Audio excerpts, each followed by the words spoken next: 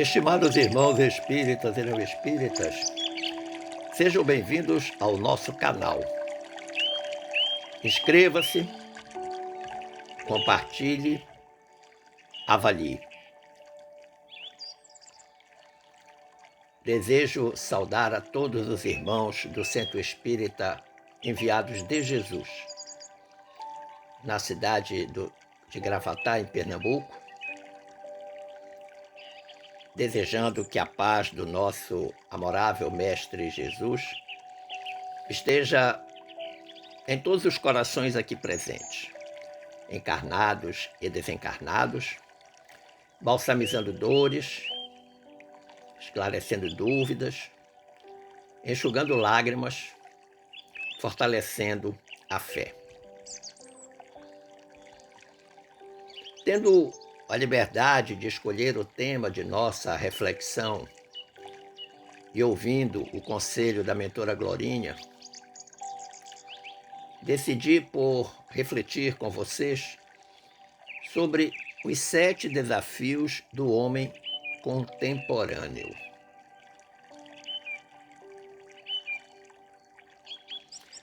Mas podeis perguntar, e o fareis com extrema razão, por que 7 desafios e não 6 ou 8, ou quem sabe 10?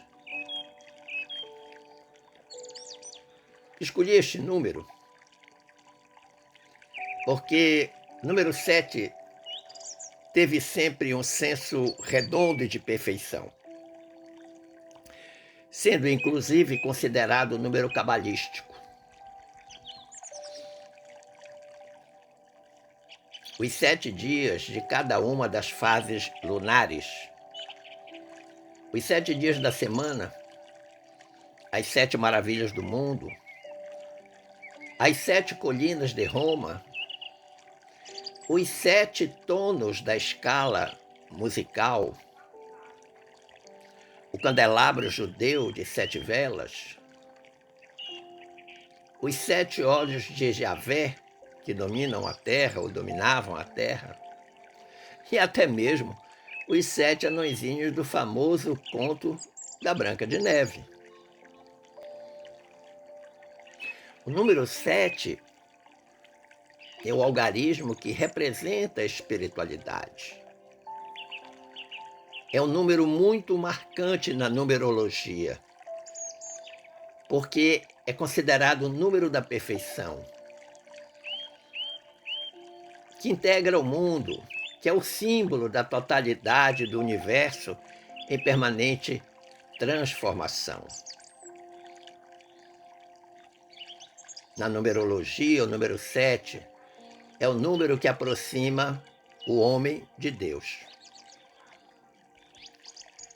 Mas vejamos então quais são esses 7 desafios que estão postos para todos nós que estamos em plena vivência da existência humana. O primeiro desafio: dizemos não aos arrastamentos do mal? Nós conseguimos dizer não quando o mal se nos apresenta?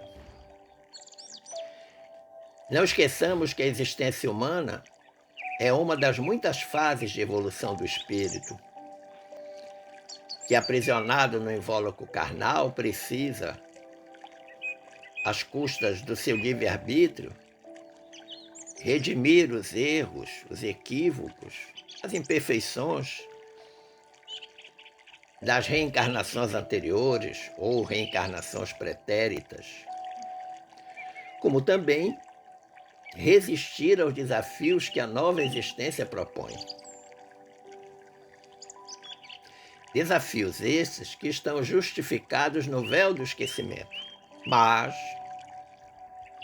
amparados no auxílio diuturno dos mentores espirituais, que nós comumente chamamos de anjo da guarda. Mas no mundo que oferece tantas facilidades, como resistir? Como não claudicar? Como não cair na tentação? Aí eu valho-me da experiência em que Saulo, com a visão de Damasco, que se transformaria oportunamente em Paulo de Tarso, aquela hercúlea figura dos fastos evangélicos,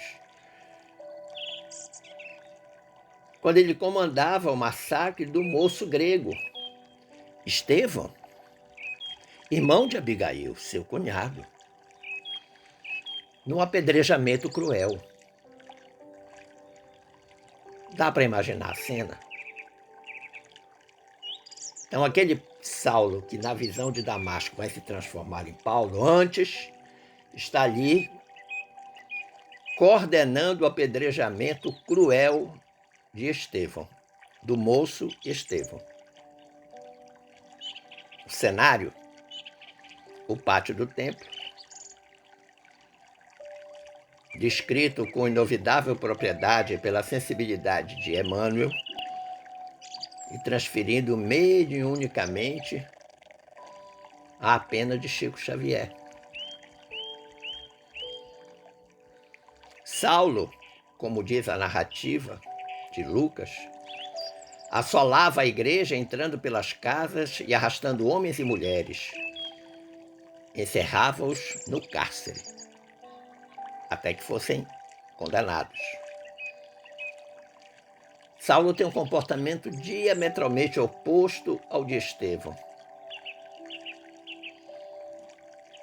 É a própria vítima, o Estevão, cruelmente apedrejada de todos os ângulos, que intercede pelos desumanos algozes junto à misericórdia divina, dizendo: Senhor, não lhes imputes este pecado. Olha que grandeza espiritual. Vai morrer apedrejado, está sendo apedrejado, volve os olhos aos céus e pede à divina misericórdia que não impute o pecado àqueles algozes. É um jovem, quase uma criança, no verdor lá dos seus anos, inflamado de ternura, cheio de amor para oferecer, que está sendo ali, debaixo daquelas pedradas, convertido no monte de carne ensanguentada. Um jovem que tem o belo rosto dilacerado pelas pedras, mas que sobrepõe o entendimento daquele momento, que gera perdão sublime à sua própria amargura, buscando compreender na justificação carinhosa o espírito voluntarioso, embora sincero, de outro moço, que era noivo de sua irmã, Saulo, noivo de Abigail, que defendia princípios de justiça, que a mensagem do carpinteiro de Nazaré, que a mensagem de Jesus indicava como respeitáveis, mas que eram contrários à suavidade dos céus. Enquanto Saulo defendia intransigentemente a Torá, os princípios da Torá, Estevão tentava mostrar ao povo que esses princípios tão violentos, muitas vezes, eram contrários ao que nós chamamos suavidade dos céus. O Deus que Jesus trazia era o Deus amor, o Deus compreensão, o Deus Pai.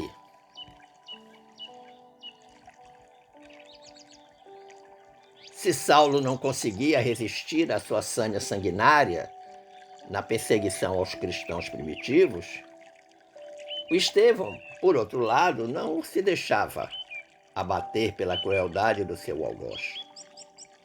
Inclusive, em nenhum momento do apedrejamento, Estevão faz menção ao parentesco que havia entre ambos.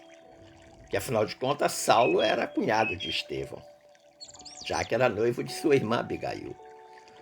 Muito pelo contrário, Estevão mantém-se no seu sofrimento sem usar nenhum argumento, a não ser o da serenidade pelo qual enfrentava aquele martírio. Então, neste cenário, aparecem duas faces da mesma moeda. De um lado, Estevão, alma sensível, coração meigo e delicado, que conhecia desde as primeiras horas da existência, no seu lar, lá na cidade de Corinto, a mensagem antiga, a mensagem de Deus, cultivada com acendrado amor pelos seus honrados e nobres antepassados. Mas naquele momento sua alma sublimava-se em manifestações de ternura e bondade de que se opulentavam os ensinos de Jesus. Ela lembrando dos ensinos do Mestre, ela lembrando da sua infância religiosa, que Estevão ia buscar forças para suportar a crueldade do apedrejamento. A outra face da moeda corresponde a Saulo.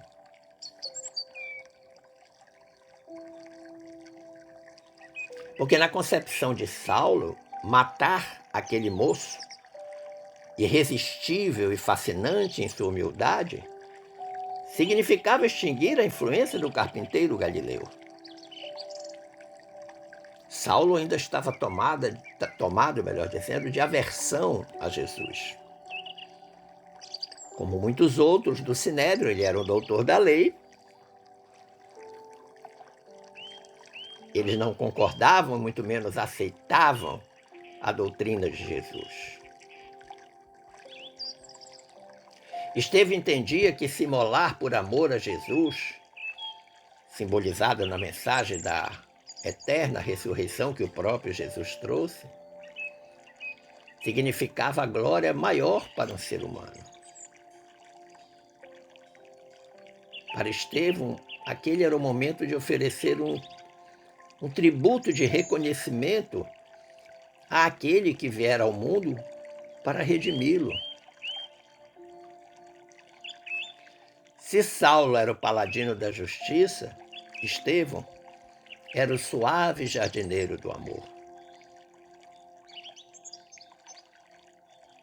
O primeiro, Saulo, vinculado à tradição, apegara-se a Moisés, o enérgico legislador hebreu, que se lhe instalara no cérebro privilegiado, incendiando-lhe o coração na arena dos conflitos religiosos.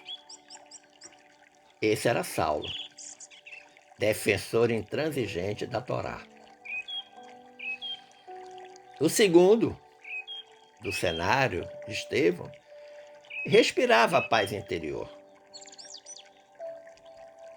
Alimentava-se no clima de amor com que o Mestre Jesus aquecera a terra desde o seu primeiro momento na manjedoura singela. Esse era o alimento de Estevão naquela hora cruciante. Ele recordava tudo o que havia escutado sobre o Mestre.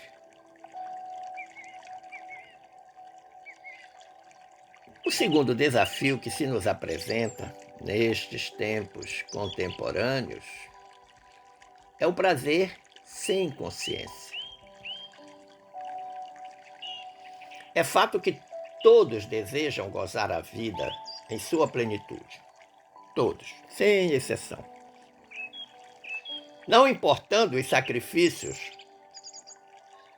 que sejam feitos, que sejam realizados para conseguir esse objetivo, atingir esse intento.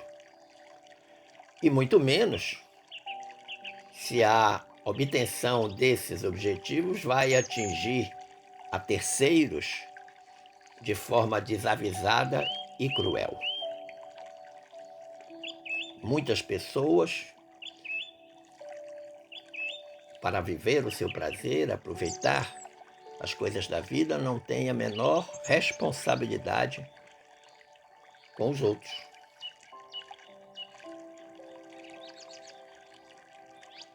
Advindo dos 7 perigos para a virtude humana, estabelecidos por Gandhi,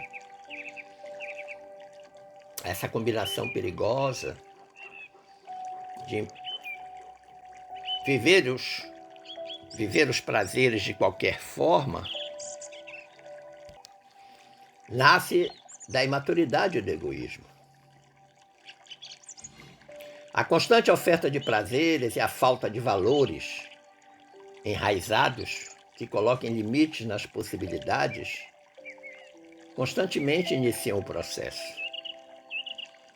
E todo mundo diz com muita ênfase: eu mereço, eu tenho direito. E essa frase parece surgir rapidamente no processo. A questão não é esquecer o prazer. Em realidade, o prazer faz parte da vida, ele é importante na vida. Ele motiva muitas de nossas ações.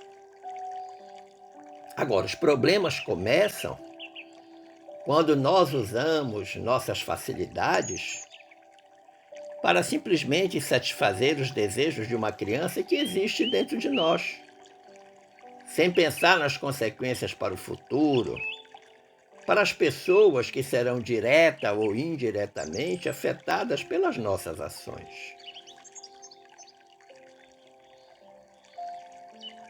A sociedade, com todas as distorções atuais que ela apresenta,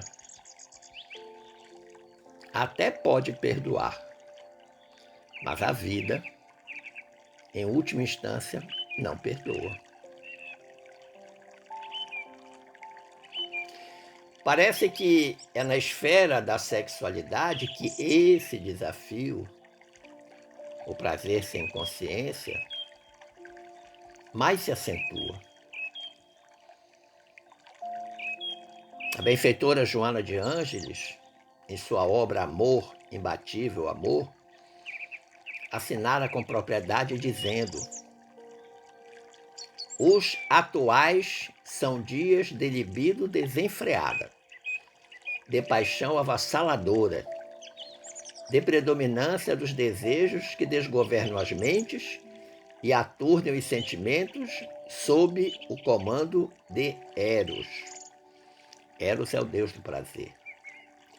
Não obstante, o amor está sendo convidado a substituir a ilusão que o sexo automatista produz, acalmando as ansiedades, enquanto alça os seres humanos ao planalto das aspirações mais libertadoras.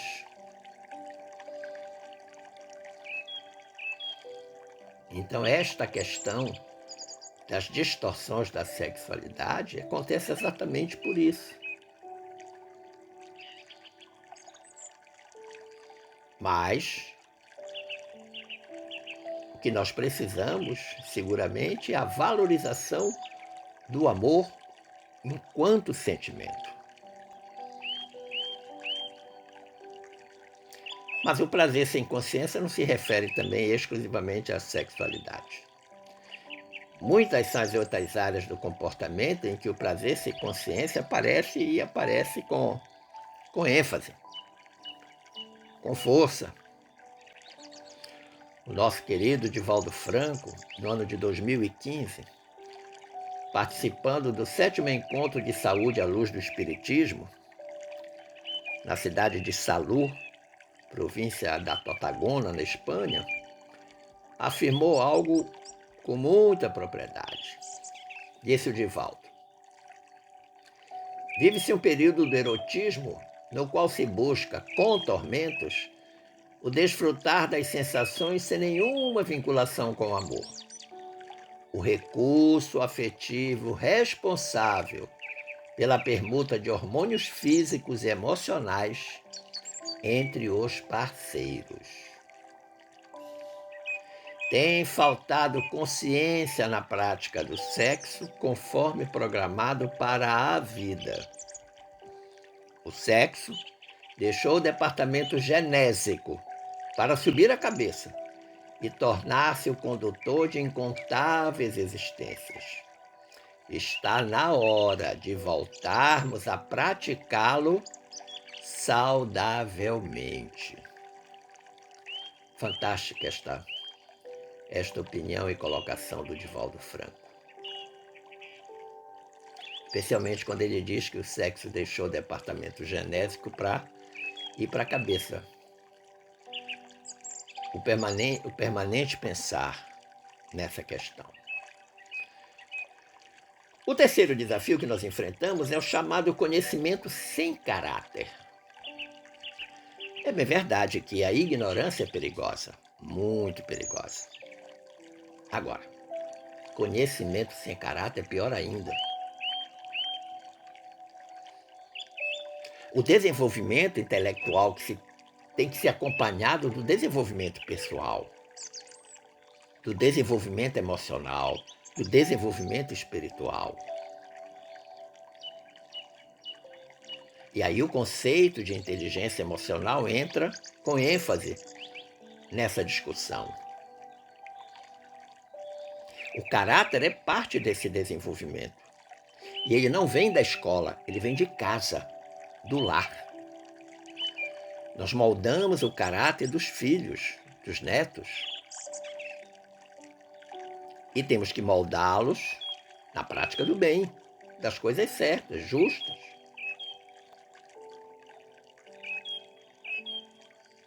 Os exemplos das novelas, dos filmes, das séries, mesmo dos noticiários, da vida real na TV, infelizmente mostram exatamente o contrário.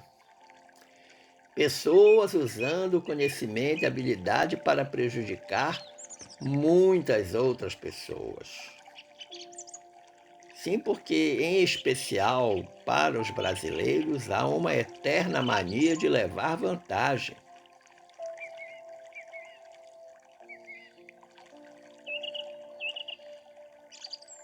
Em termos da definição formal da competência, no sentido moral, o que falta é a atitude correta. Abigail Van Buren diz algo interessante. O melhor indicador do caráter de uma pessoa é como ela trata as pessoas que não podem lhe trazer benefício algum. Olha que interessante. O melhor indicador de caráter de uma pessoa. Ou seja, muitas vezes fazemos o bem a alguém para levar vantagem mais adiante. Dá com a esquerda e já está com a direita prontinha para receber. Então, a Abigail está dizendo que quando você quiser, de fato, aferir o caráter de uma pessoa, veja como é que ela trata aquelas pessoas que não podem dar nada em troca para ela. E, evidentemente, que aqui nós estamos falando da educação, no sentido da formação de atitudes e condutas corretas. Educação no sentido mais amplo, que vai para além do sentido instrucional. Educação que ultrapassa a educação formal, livresca, escolar. Mas aquela educação que alcança as dimensões formadoras do caráter humano. Observemos que se a instrução liga-se ao saber convencional, que vem de fora para dentro, saber convencional vem de fora para dentro, preparando o indivíduo para as convenções sociais numa perspectiva meramente de sobrevivência, a educação plena se destina à vida e significa conduzir para fora, isto é, exteriorizar-se. Trazer à luz as potencialidades que em nós existem. Da mesma forma que a semente necessita de certas condições exteriores para que o que nela está contido em essência se possa transformar em planta e florescer. A verdadeira educação promove isso. O benfeitor Emmanuel, a esse propósito, faz um belo aconselhamento. Ele diz: lembremo-nos de que o eterno benfeitor, Jesus, em sua lição verbal, fixou na forma imperativa a advertência que nos referimos: brilhe vossa luz. Isso quer dizer que o potencial de luz do nosso espírito deve fulgir em sua grandeza plena. E semelhante feito somente poderá ser atingido pela educação que nos propicie o justo burilamento. Olha que interessante. Nós também precisamos considerar que o conhecimento empodera o homem, o ser humano, e é capaz de fazer o homem subjugar todos aqueles que não têm o conhecimento.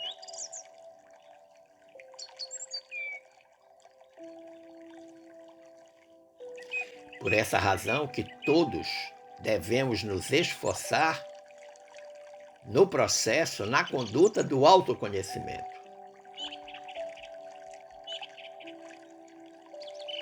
Recordando que Allan Kardec, na questão 919 do Livro dos Espíritos, fez uma indagação muito interessante em relação a esse assunto.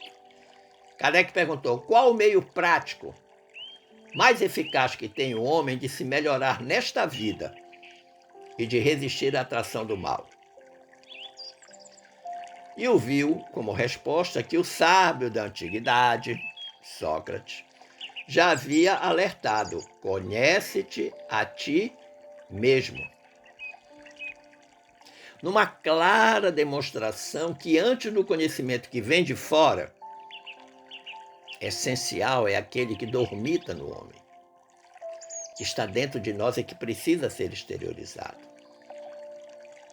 E que, por vezes, o homem é capaz de passar uma existência inteira sem se dar conta deste conhecimento.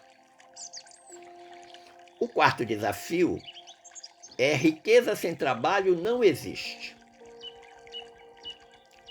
Público e notório, embora conheçamos muitos ricos que não trabalham. Ou se trabalham, trabalham pouco e exploram mais.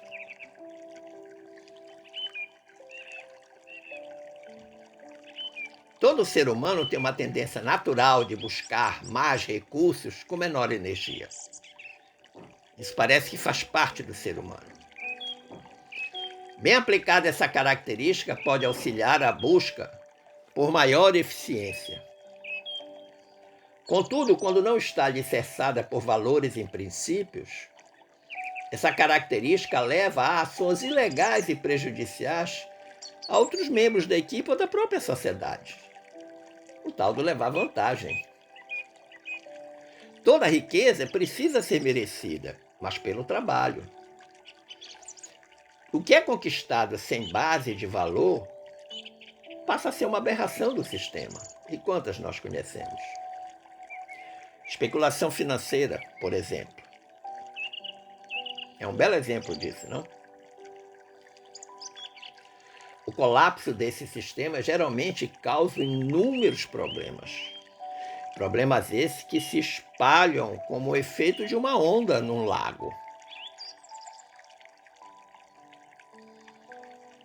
Dentro de uma equipe, de um grupo de trabalho, ou até mesmo no nível pessoal, a ideia se espalha como um vírus que corrompe o sentido de equipe, que destrói a motivação das pessoas na construção do sucesso através do trabalho. O problema é que o único caminho para o sucesso real de qualquer criatura é através do trabalho. O resto é estrada abaixo na ribanceira da vida.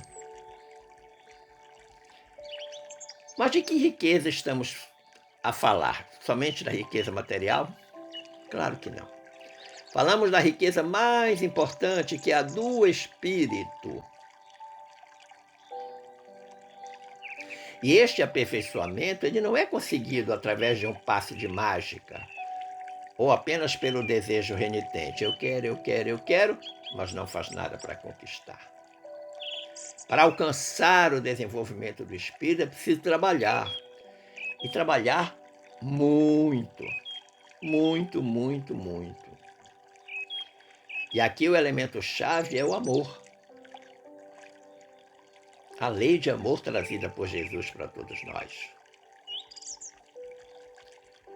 Leon Denis tem uma orientação sobre esse aspecto do amor muito interessante. Ele diz: é o amor que provocará no fundo das almas embrionárias os primeiros rebentos do altruísmo, da piedade, da bondade. Então, quem é que vai startar o aparecimento dessas virtudes, altruísmo, piedade, bondade, por aí afora? O amor. Ele diz assim, de grau em grau, sob a influência e radiação do amor, a alma desenvolver-se-á e engrandecerá. Verá alargar-se o ciclo de suas sensações. Lentamente, o que nela não era senão paixão, desejo carnal, ir-se-á depurando, transformando num sentimento nobre e desinteressado. A afeição a um só ou a alguns converter-se-á na afeição a todos, afeição à família, à pátria, à humanidade. Muito boa a colocação do Leon Denis. A influência e radiação do amor que engrandece o espírito, além de fazê-lo desenvolver, claro. Qual o quinto desafio? Moralidade acima de tudo.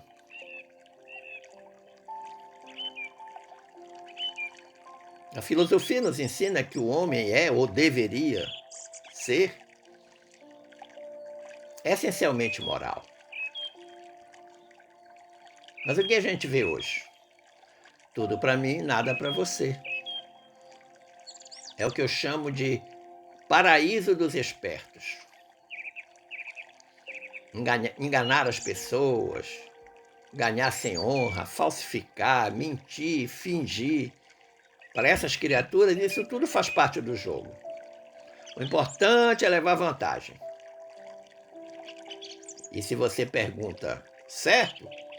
Alguns dirão sim, mas eu tenho certeza que muitos pensarão melhor e dirão não. Por que não está certo? Porque está errado, muito errado.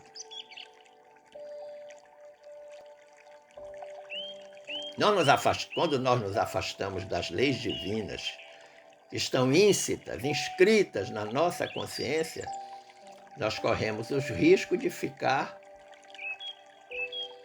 longe desta moral que deveríamos ter.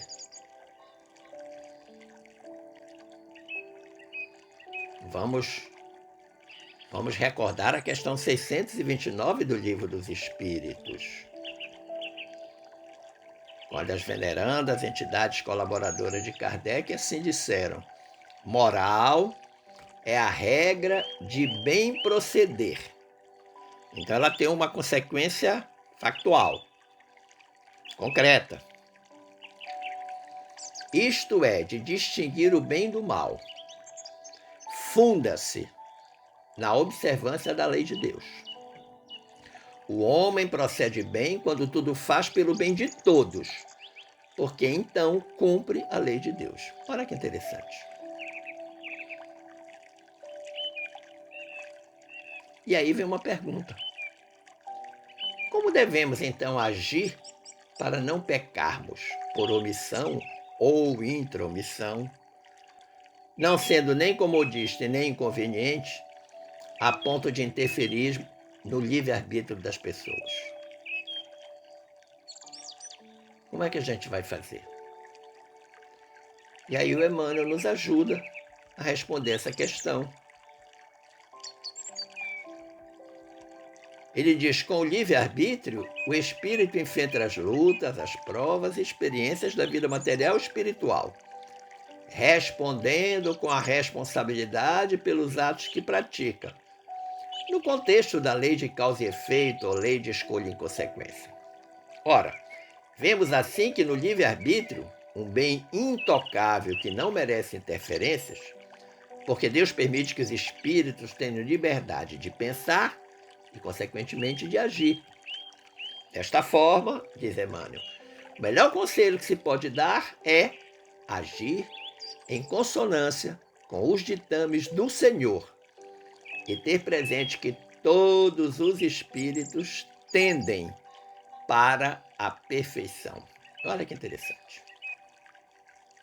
A importância do livre-arbítrio.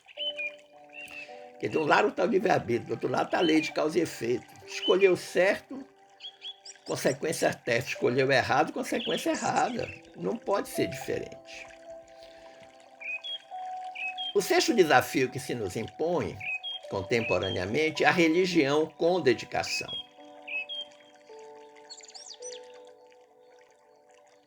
Para muitos, a religião é uma espécie de muleta, em que é usada somente nas horas de grande necessidade. Eu diria que devemos até avançar para além do conceito de religião, para o conceito de religiosidade. Observemos que o Espiritismo, seu tríplice aspecto de ciência, filosofia e religião, nos ensina que os dois primeiros vinculam a Terra. Por isso que no triângulo, na base estão a ciência e a filosofia, e no vértice, no ângulo divino, está a religião, apontando para cima, exatamente dando a entender da ligação entre o homem e o céu, entre o homem e Deus. Enquanto a ciência e a filosofia, a doutrina, será sempre um vasto campo de investigação humana. Então, do ponto de vista científico e do ponto de vista filosófico, a doutrina dos espíritos é campo para N investigações, como outros movimentos de natureza intelectual que objetivam o aperfeiçoamento da humanidade. Mas não se deve pensar no espiritismo enquanto religião como norma prescritiva, que diz o que se pode e o que não se pode fazer. Porque a palavra religião, do latim religare, significa conexão direta com Deus, sem intermediários ou terceirização. Uma das grandes criaturas enviadas bem antes de Jesus, por ele mesmo, para nos alertar, foi Zoroastro. Zoroastro dizia: o que lavra a terra com dedicação tem mais mérito religioso do que poderia obter com 1000 orações sem nada fazer. Age como gostaria que agissem contigo. Olha que interessante. E o final é fantástico. Age como gostarias que agissem contigo. A lei do retorno, a lei de causa e efeito.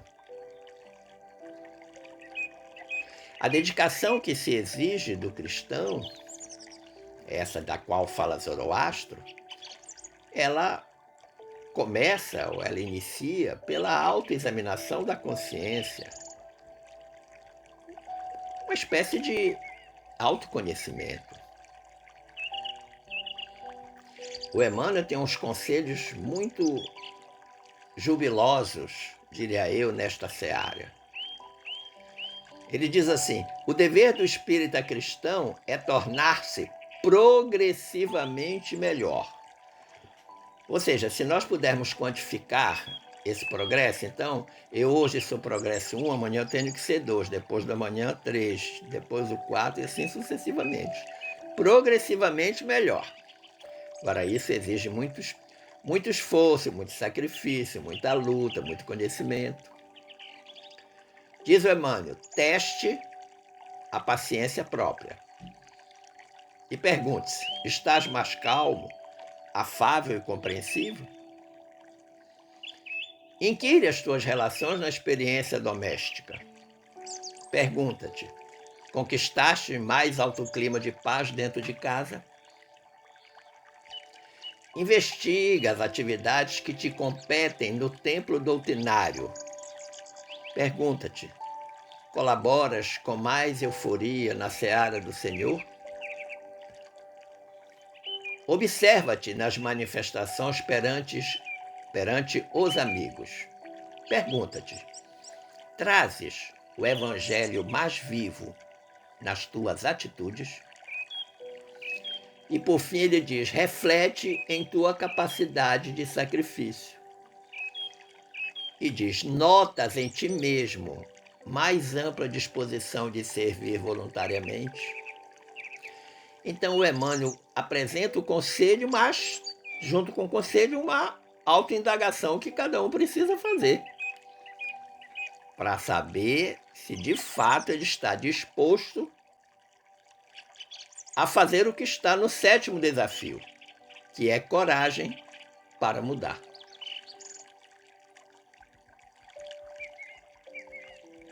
E aqui vale a pena a gente recorrer novamente a Joana de Ângeles, através do Divaldo Franco, do médium Divaldo Franco, num livro, uma obra da Joana intitulada Vigilância. Eu selecionei uma parte do texto, um trecho, que tem tudo a ver com esse 7º desafio, que é a coragem para mudar. A Joana diz assim, muitos dos conflitos que afligem o ser humano decorrem dos padrões de comportamento que ele próprio adota em sua jornada terrestre. Até aí nenhuma dificuldade de entender isso, especialmente sendo espírito. É comum que se copiem modelos do mundo, que entusiasmam por pouco tempo, sem que se analisem as consequências que esses modos comportamentais podem acarretar. A tal da imitação, né? O mimetismo cultural. Diz a Joana, não se tem dado a devida importância ao crescimento e ao progresso individual dos seres. Alguns creem que os próprios equívocos são menores do que os erros dos outros. Outros supõem que, embora o tempo passe para todos, não passará do mesmo modo para eles, a pura inocência. Iludem-se no sentido de que a severidade das leis da consciência atingirá somente os outros. Olha que interessante. Embriagados pelo orgulho e pelo egoísmo, deixam-se levar pelos desvarios da multidão sem refletir a respeito do que é necessário realmente buscar-se. É chegado o momento em que nós, espíritos em estágio de progresso na Terra, devemos procurar superar de forma verdadeira o disfarçado egoísmo em busca da inadiável renovação. Fantástico. Joana acaba identificando o principal agente causador dessa dificuldade de não termos a coragem para mudar, que é o egoísmo. Pensamos só em nós. Ah, não, os outros que mudem, eu estou bem nesse meu jeitinho de ser. São esses os 7 desafios do homem contemporâneo que são enfrentados por todos nós diariamente. E amparados pelo Evangelho de Jesus, tendo o Mestre como nosso guia e modelo, nós devemos todos os esforços possíveis e necessários no sentido da nossa transformação moral, pela qual nós poderemos enfrentar não só 7, mas 7 vezes 70 vezes 7. Agradecendo o carinho da atenção e das boas vibrações dispensadas, eu desejo que fiquemos todos em paz com Jesus. Forte abraço!